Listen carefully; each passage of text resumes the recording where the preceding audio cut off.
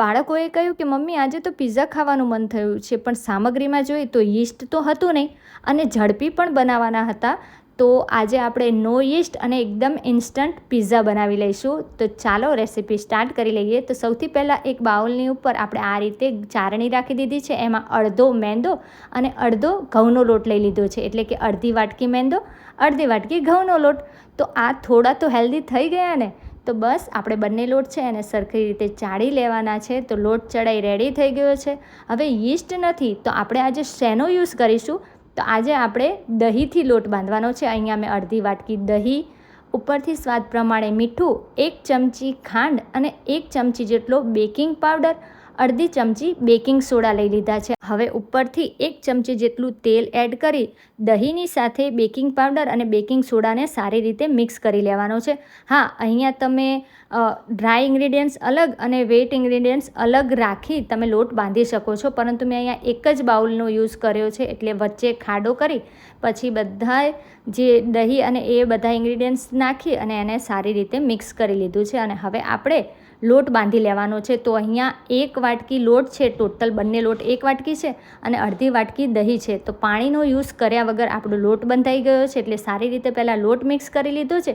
હવે લોટ છે એને આપણે સરખી રીતે પહેલાં તો પ્લેટફોર્મ ઉપર પટકી લેવાનો છે, એટલે કે સારી રીતે મસળી લેવાનો છે.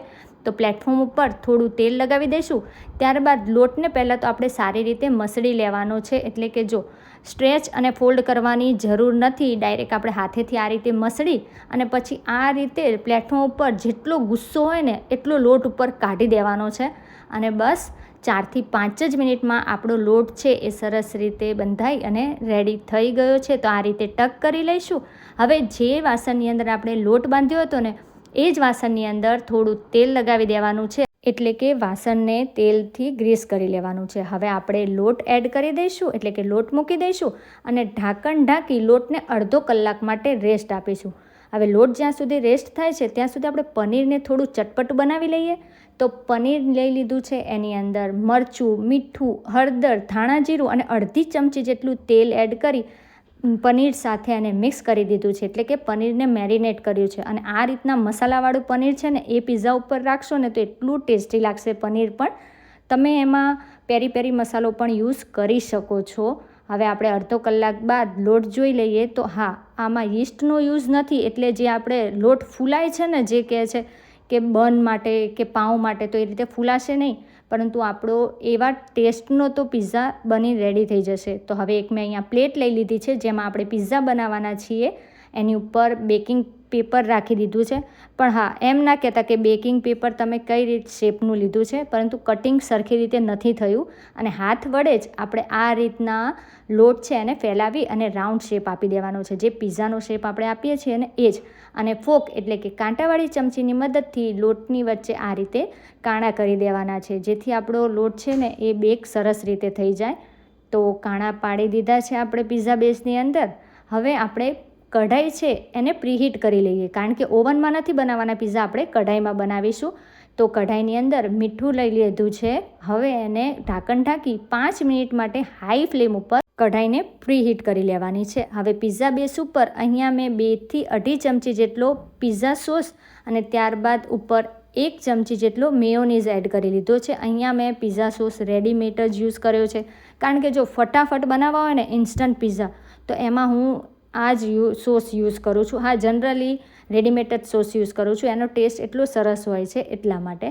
તો આપણો સોસ છે એ પણ સરસ રીતે લગાવી દીધો છે પિઝા બેઝ ઉપર. ઉપરથી એડ કરી લઈશું આપણે મોઝરેલા ચીઝ.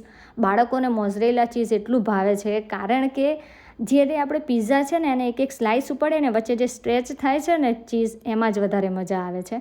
હવે ઉપરથી ટોપિંગ કરી દઈએ, જેમાં મેં ડુંગળી, કેપ્સિકમને કટ કરી લીધા છે અને મકાઈ દાણા છે એ લગાવી દીધા છે, એટલે કે એ મૂકી દીધા છે. ઉપરથી એડ કરી લઈશું આપણે મસાલેદાર પનીર. અને હવે ઉપરથી થોડું મોઝરેલા ચીઝ છે ને એ આપણે ભભરાવી દેવાનું છે, એટલે સરસ એવો આપણો ચીઝી પિઝા રેડી થાય. હવે પિઝાને આપણે મૂકી દઈશું કઢાઈની અંદર. તો કઢાઈમાં સૌથી પહેલાં આપણે મૂકશું કોઈ પણ કાંઠો અથવા તો આ રીતના સ્ટેન્ડ, અને એની ઉપર મૂકી દઈશું આપણે પિઝા. અને હવે ઢાંકણ ઢાંકી અને 15 થી 20 મિનિટ માટે ધીમા તાપે, એટલે કે મીડિયમ ટુ સ્લો ઉપર એને બેક કરી લેવાનો છે. તો 15થી 20 મિનિટ બાદ તમે જોઈ શકો છો કે આપણું ચીઝ મેલ્ટ થઈ ગયું છે અને પિઝા એકદમ રેડી થઈ ગયો છે. તો છે ને એકદમ ઇન્સ્ટન્ટ પિઝા, એકદમ ફટાફટ બની જશે અને યીસ્ટ વગરનો. તો તમે ક્યારે બનાવશો ને એ મને ચોક્કસથી કમેન્ટ કરજો કે તમે આજે જ પિઝા બનાવી લેશો. તો હવે આપણે પિઝા છે એને કટ કરી લેવાના છે. પહેલાં મેં પ્લેટમાંથી પિઝાને કાઢી લીધા, હવે આપણે એને કટ કરી લઈશું.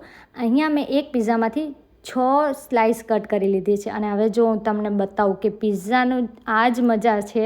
એટલે કે પિઝામાં જ્યારે મોઝરેલા ચીઝ હોય ને ત્યારે આ સ્ટ્રેચ થાય ને ચીઝ, એની જ મજા આવે છે. તો ચીઝ પિઝા આપણો રેડી થઈ ગયો છે. ઉપરથી મેં એડ કરી લીધા હતા ચીલી ફ્લેક્સ અને ઓરેગાનો, જેના લીધે ટેસ્ટ એકદમ સરસ આવે. તો મેં બનાવી લીધા પિઝા. તો હવે હું તમને ટેસ્ટ એટલે કે ખાઈને બતાવીશ કે કેવા બન્યા અને સાથે સાથે જેના માટે બનાવ્યા છે ને એમના પણ તમે રિએક્શન જુઓ. તો આ ભાઈને જો મેં ખવડાવ્યા અને એનું રિએક્શન જુઓ કે આહા મમ્મી સરસ. અને આ મારો મોટો બાબો છે ને એ તો જોઈને જ ન રહેવાનું અને એને કીધું કે ભાઈ પહેલાં તું રિએક્શન તો દે કે કેવા બન્યા છે. તો એ પહેલાં કે ના મમ્મી પહેલાં મને ટેસ્ટ કરવા દો, ખાવા દો પહેલાં. અને આ નીચેનો બેઝ જુઓ, એ પણ કેટલો સરસ રીતે શેકાયો છે. તો કેવી લાગી તમને આજની આ ઇન્સ્ટન્ટ પિઝાની રેસિપી?